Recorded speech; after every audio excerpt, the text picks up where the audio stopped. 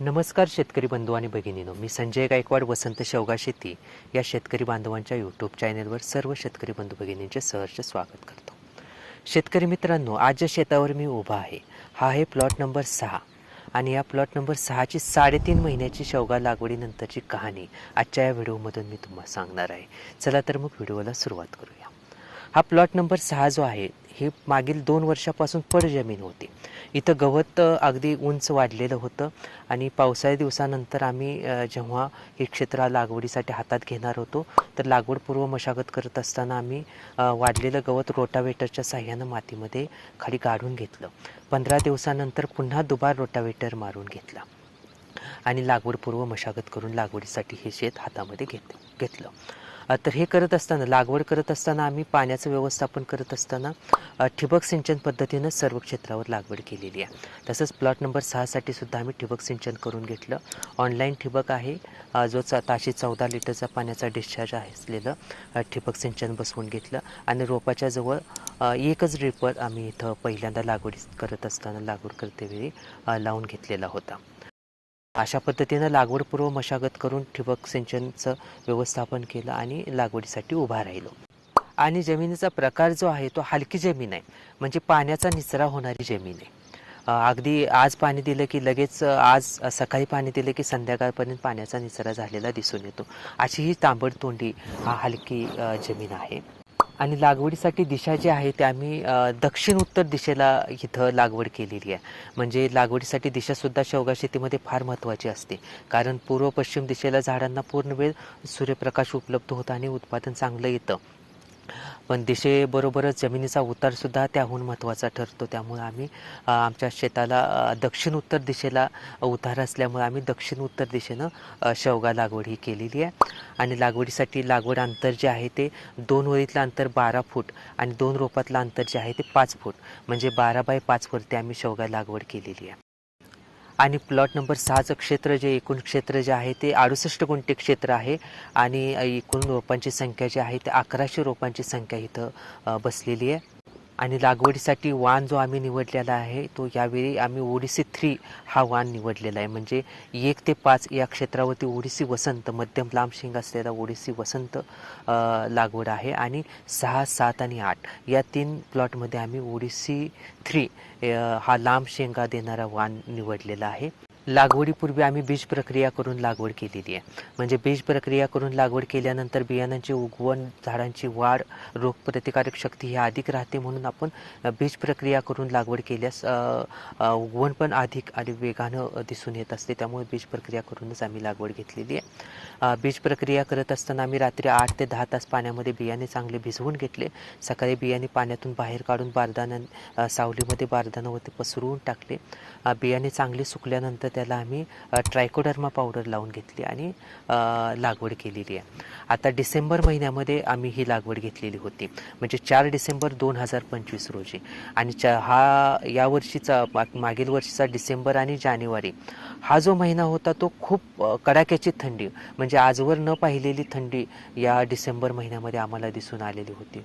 इतकी तीव्र थंडी होती की झाडांना उगवणीसाठी सुद्धा खूप वेळ लागला आणि झाडांची वाढच दिसत नव्हती.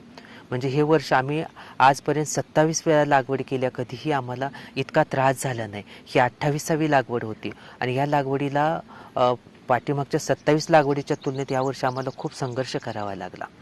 म्हणजे लागवडीनंतर एक काळ असाही आला होता की हे झाड, हा प्लॉट हातामध्ये येईल का, हा प्रश्न उभा राहिलेला होता. 8 वर्षाची मेहनत आमची या लागवडीला कामी आली. म्हणजे आम्हाला जेवढा अनुभव होता तो आम्ही त्या झाडाच्या मुळाशी ओतत राहिलो आणि झाडांनी सुद्धा आमच्या बाजूनं उभा राहिली. म्हणजे इथं आम्ही ह्या 3 महिन्यामध्ये खरं तर आमचा हा वसंत वाण जर लागवड केला असता तर आज उत्पादन सुरूसुद्धा झालं असतं. पण इथं आम्हाला 3.5 महिन्यानंतर झाडं आज दुसऱ्या शेंडा छाटणीवर आलेली दिसून येतात. पण असो, पण नक्की आम्ही आता हे वाढ होण्यासाठी हिवाळी दिवसामध्ये आम्ही काय केलं तर दर आठवड्याला पाण्यासोबत खतांचं व्यवस्थापन करत राहिलो. आज या विद्राव्य खतांच्या माध्यमातून आम्ही जे खतं सोडत राहिलो ह्याच्यामध्ये जीवामृतचा अवलंब केला, कोंबडी खताची निवडी करून देत राहिलो, शेवगा पानांचा अर्क, वेस्टी कंपोस्ट, त्यानंतर अन्नदाता स्लरी, शेवगा पानांचा अर्क, असा अनेक घटक आम्ही ह्या झाडाच्या मुळाशी देत राहिलो. झाडांना तयार करण्यासाठी आम्ही खूप संघर्ष केला. तसं हिवाळी दिवसामध्ये जास्त पाणी पण झाडाला सहन होत नव्हतं, लगेच मावा चिकटं पडायचं, त्यामुळं आम्हाला तिथं पाणी पण वाढीव देता येत नव्हतं. त्यामुळे झाडांची वाढ खुंटलेली होती. अशा स्थितीमध्ये आम्ही झाडांना पुन्हा एक नवं रूप, नवी उभारी घेऊन आज शेत उभा राहिलेलं दिसतं.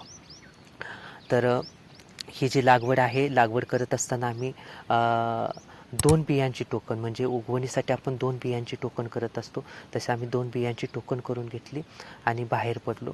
तर आज काही झाडं खालीवर होती, पण आता एक समान उंची दिसून येते. आज 3 महिने झाल्यानंतर झाडांची वाढ जी आहे ती एक समान, एकसारखा प्लॉट दिसून येतो.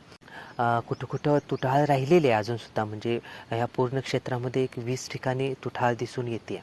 ते तुटाळसुद्धा आम्ही आता झाडं, 2 झाडातील एक रोप तिथं शिफ्ट करणार आहे आणि अशा पद्धतीने ती तुटाळ जी आहे ती सांधून काढणार आहे. फेब्रुवारीच्या शेवटी आम्ही झाडांना मातीची भर देऊन बेड बनवत असताना आम्ही काही नैसर्गिक जीवाणू खतांचा अवलंब केला आणि झाडांच्या 2 झाडांच्या मध्यंतरी आम्ही खतं घालून घेतली आणि झाडांना मातीची भर देऊन चांगले बेड बनवून घेतलेले आहेत. बेड बनवण्याचे तसे अनेक फायदे असतात, ते तुम्हाला नंतरच्या व्हिडिओमध्ये मी तुम्हाला सांगणारच आहे.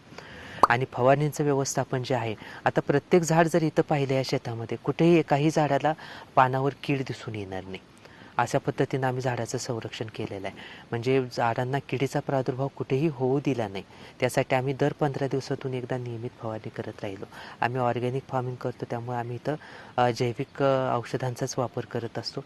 जे जैविक पद्धतीनं आम्ही नीमतेलाचा नियमित ब्रह्मास्त्र कधी फवारणीमध्ये वापरत राहिलो आणि कीड कुठेही दिसून येत नाही. दर 15 दिवसातून एकदा म्हणजे हा 68 गुंठ्यासाठी 1100 झाडासाठी आम्हाला 2 स्प्रे पंप लागतात पाठीवरचे. 16 लिटरचा पंप आहे, फक्त 2 पंपामध्ये आमची फवारणी पार पडत असते. फवारणी ही नेहमी आम्ही सकाळी आणि किंवा संध्याकाळी आम्ही घेतो. शक्यतो सकाळीच घेतली आम्ही पाठीमागच्या काळामध्ये. आणि फवारणीमुळे आम्ही किडीचा सुद्धा प्रादुर्भाव हा कमीत कमी, म्हणजे अगदी कुठेही दिसू दिला नाही. आणि तणांचं व्यवस्थापन करत असताना या 3.5 महिन्यामध्ये 4 वेळा आम्ही खुरपणी करून घेतलेली आहे. कधी चंपा फिरवून घेतला, खुरपणी करून घेतली, म्हणजे तणांना वाढीसाठी आम्ही संधीच दिली नाही, वावच दिला नाही. त्याच्यामुळे सुद्धा झाडांचं जे रूप आहे, त्याचं तेज आहे, त्याची वाढ आहे, ती आज चांगली होताना दिसून येते. बेड बनवून घेतल्यानंतर आम्ही झाडाच्या खोडाजवळ जो ड्रिपर होता, तर आता ड्रिपरचा ठाव ठिकाण फार महत्त्वाचा असतो. तो खोडाजवळील ड्रिपर थोडा बाहेरील भागात घेतला आणि एक वाढीव ड्रिपर अजून मध्यंतरी घेतला आणि पाण्याचं व्यवस्थापन जे आहे ते बाहेरील भागामध्ये झाडांच्या आम्ही आता घेतलेलं आहे. त्याच्यामुळे झाडांची वाढसुद्धा ह्या मागील 3 आठवड्यापासून झपाट्यानं होताना दिसून येते. म्हणजे आम्ही जे पाठीमागं बेड बनवत असताना जे खतांचं व्यवस्थापन केलं आणि ड्रिपर बाहेरील भागात घेतल्यापासून झाडांची वाढ जी आहे ती दुप्पट तिप्पट वेगानं होताना दिसून येते आज, आणि इथून पुढं खरी वाढ सुरू होत असते. ठिबक पाईपलाईनची देखभालसुद्धा फार महत्त्वाची असते. म्हणजे आम्ही दर 15 दिवसातून एकदा फ्रेश वॉल खोलून आम्ही तिथून पाणी फ्लश करतो आणि पाणी बाहेर पाईपमध्ये जी घाण साचलेली असते ती बाहेर पाडतो आणि एंडकॅप काढून स्वच्छ करत असतो. म्हणजे ठिबक पाईपलाईनची देखभालसुद्धा फार महत्त्वाची असते. म्हणजे आपण जे पाण्याच्या माध्यमातून खतं झाडांना पोचवत असतो, पाणी देत असतो, ते झाडापर्यंत योग्य पद्धतीनं पोचलं पाहिजे. त्या अनुषंगानं आपण ठिबक पाईपलाईनची देखभाल करणंसुद्धा दर 15 दिवसातून खूप महत्त्वाचं राहतं. तसंच आम्ही करत राहिलो. पाणी व्यवस्थापन करत असताना आमच्या ह्या शेताला जे पाणी उपलब्ध होतं ते टेंबू उपसा सिंचन प्रकल्प, म्हणजे कृष्णा नदीचं पाणी इथपर्यंत येत असतं तलावामध्ये. तर तलावातून आम्ही आमच्या शेततलावामध्ये स्टोअर करतो आणि तिथून आम्ही पिकांना देत असतो. हे पाणी जे आहे ते गोडं पाणी आहे. पाणी आम्ही ह्या पिकांना पुरवत असतो. आणि आत्ताच्या ह्या हवामानामध्ये आता भरपूर सूर्यप्रकाश, दुपारी उन्हाची तीव्रता भयंकर असते. अशा दिवसामध्ये आम्ही दर 4 दिवसातून एकदा, म्हणजे दर 4 दिवसानंतर आम्ही 1 ते 1.5 तासाचं पाणी देत राहतो आहे. इतकं पाणीसुद्धा पुरेसं असतं. म्हणजे असं नाही की 1 दिवसाआड 2 दिवसाआड 4-4, 5-5 तास, 10-10 तास पाणी सांगतात, इतकं शेवगा शेतीमध्ये कधीही द्यायचं नाही. आज झाडाची भूक पाहून आपण पाणी द्यायला हवं. सकाळी आणि संध्याकाळी पिकाचं निरीक्षण केलं की पाणी हवं आहे की नको आहे ते झाड आपल्याला सांगतं. त्या पद्धतीनं पाणी व्यवस्थापन करायचं आहे. आणि शेंडा छाटणी जी आहे ते आम्ही आजपर्यंत, म्हणजे पहिली शेंडा छाटणी खूप दिवसानंतर, म्हणजे 2.5 महिने लागले आम्हाला पहिल्या शेंडा छाटणीसाठी. आणि पहिल्या शेंडा छाटणीनंतर आज दुसरी शेंडा छाटणीसुद्धा हातामध्ये येताना दिसून येते. म्हणजे आता आम्हाला या शेतात ह्या लागवडीचं उत्पादन जे आहे ते एप्रिल बहार हा अपेक्षित आहे आम्हाला. म्हणजे आम्ही नेहमी सांगतो की नोव्हेंबर आणि एप्रिल बहार यासाठीच आपण शेवगा शेतीमध्ये काम करायचं असतं. तसंच आम्ही ही लागवडसुद्धा एप्रिल बहार घेण्याच्या अनुषंगानंच लागवड घेतलेली होती आणि हा आम्हाला एप्रिल बहार अपेक्षित आहे. म्हणजे मार्च महिन्यामध्ये झाडाची वाढ जी आहे ती दुसरा शेंडा छाटणी होऊन आम्हाला तिसरा शेंडा तिसरी ब्रांच जेव्हा फुटून येईल ते आता तिथून पुढच्या काळामध्ये आम्हाला उत्पादन येताना दिसून येईल. म्हणजे एप्रिल महिन्यामध्ये फुलानं भरलेलं शेत आम्हाला पाहायचं असतं, जे की मे महिन्यामध्ये फळानं भरून आलेलं शेत आम्हाला हे पाहायला मिळणार आहे. तसंच तुम्हाला पुढच्या काळामध्ये तेही तुम्हाला व्हिडिओ या चॅनलच्या माध्यमातून मी दाखवणार आहे. तर असा हा प्लॉट नंबर 6 होता आणि त्याच्या 3.5 महिन्यामध्ये केलेल्या कृती मी तुम्हाला सांगितल्या आहेत. आजचा हा व्हिडिओ आपल्या शेवगा शेतीमध्ये नक्कीच उपयुक्त ठरेल याची मला खात्री आहे. धन्यवाद. जय जवान, जय किसान. शेवगा शेती एक वरदान.